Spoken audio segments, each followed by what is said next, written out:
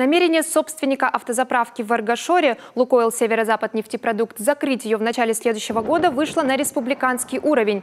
Без топлива могут остаться 3 отдаленных заполярных поселка Коми. Это в том числе Комсомольский и Заполярный.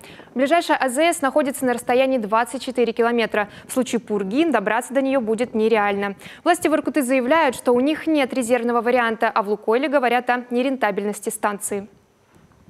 Вот сразу, как получили отрицательный ответ, сразу направили в министерство, в правительство республики, уже от администрации дополнительный запрос о том, что точно так же, какие риски могут быть, что мы не удовлетворены таким ответом, что 7 тысяч жителей Аргашора останутся без возможности заправляться рядом с поселком.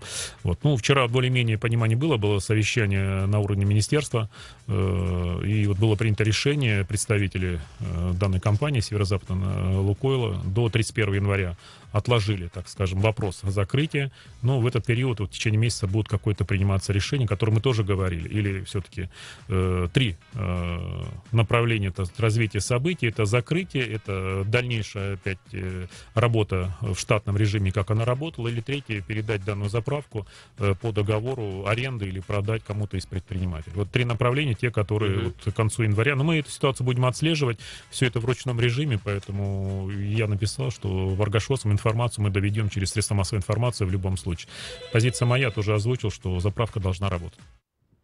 Итак, вместо первоначальных планов закрытия ЗС в Аргашоре 15 декабря «Лукойл Северо-Запад нефтепродукт» перенес эти планы на 31 января. Ситуация уже вызвала ажиотаж среди автолюбителей. Как сообщают наблюдатели, люди запасаются топливом впрок, закупаясь большими объемами.